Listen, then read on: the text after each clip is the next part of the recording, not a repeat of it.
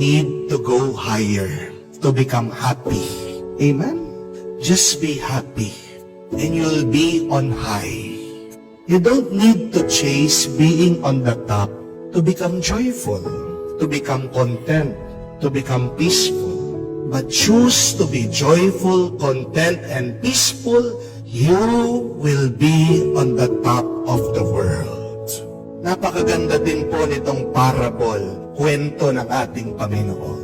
Tinuturo niya dito sa kanyang mga disipulo, sa ating lahat, pag sa kainan, sa kasalan, pagka makikipag-unahan, dun sa pinakamagandang posisyon, dun sa gitna, dun sa pinakataas na upuan. Kasi pwede kang ibaba. Pero mag-umpisa ka doon sa baba. Just be happy there. At hayaan mo yung naghanda, siyang magtataas sa iyo. The Lord is reminding us, everything that we need to be happy is in your situation already. You don't need to desire to become higher, but just stay put.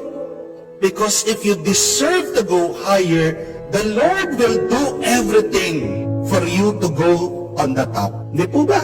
Kung karapat-dapat ka na umangat, aangat ka ng Diyos. Kung para sa iyo, yung tumaas ka, itataas ka ng Diyos. But just stay put, manatili ka dyan. Dahil lahat ng kailangan mo para maging masaya, nandyan na. Di ba ang kailangan lang pag tayo po'y nakikikain o kaya nakikipagkasalan? Anong pinakamahalaga? Di po ba yung pagkain? Importante ba yung upuan? Isang mas masaya pa dun sa mga tao, sa mga madlang people eh. Di po ba?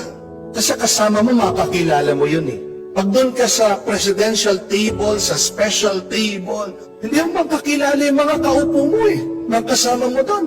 Hindi man kayo makakapagkwentuhan. Bakit? Ang lalaki po ng mga decoration doon sa inyong table. Katabi mo, hindi mo makakilala. Ano sasabihin mo sa kanya? Hindi mo alam. Ang pinag-uusapan niyo, sabihin mo, ang sarap po ng pagkain, no? Ang ganda po ng panahon, no? Taga saan po kayo? Anong sinakyan niyo? Di ba? Medyo uneasy tayo. We are uncomfortable. Mas maganda pa nga dun sa kahit na siksikan kayo, kakilala mo sila, kaibigan mo, masaya kang kumakain. Pag nandun ka sa presidential table, tinitignan ka ng lahat. Hindi ka makasubo na maayos. Di ba? Happiness is where you are. Tandaan niyo po. Napakarami po sa atin nag-aasam na pumunta sa abroad. Pero alam niyo po mga foreigner, gusto po dito sa Pilipinas. Opo, mahirap ang buhay dito sa Pilipinas. Dahil po magtatrabaho ka, pagod na pagod ka, kakaunti lang yung pera, yung sweldo. Pero kung titignan mo, yung tuwa, wala naman sa pera lang eh. Meron pang mga ibang factor na nakakatulong sa ating tuwa. Yung ating pamilya. Nasa abroad ka, sumasweldo ka, limpak-limpak na pera, malayo ka naman sa iyong pamilya. Nababawas din po yung tuwa, yung saya. Minsan yung mga ibang OFW, may pera nga, nakapagpagawa ng bahay, pero dahil lonely, di po natin maiiwasan. Yung mga iba naghahanap ng ibang kasama, nagkaroon ng relasyon. Tanong mo sa kanila, masaya ba talaga ang pamilya nila? Na nagkaroon ng problema, na nagkaroon ng third party? See, it's not only money that could make us happy. Amen? Yung mga iba, naghahanap ng Prince Charming. Yung mga ibang babae, alam ko po, mapili. Kasi siyempre, gusto gwapo, gusto mayaman. Pasensya na po, nagpari ako. No? Pero, alam nyo, basta't mabait lang yung lalaki, jackpot ka na. Di po ba? Basta't masipag yung lalaki. Di po ba malaking grasya na yun? Eh, hinihintay yung gwapo, mayaman. Hindi darating yan. Hindi alam ng mga iba, nandiyan na sa tabi-tabi yung tadhana nila, pero ayaw tanggapin kasi kung saan-saan nakatingin. Di po ba? Gumagawa po sila ngayon ng plano na pumunta sa ibang planeta, sa Mars, para daw po gumawa ng bagong mundo. Eh bakit pupunta ka pa sa Mars? Andito na yung mundong ito. Bakit hindi natin ayusin ang mundong ito bago tayo humanap ng ibang planeta?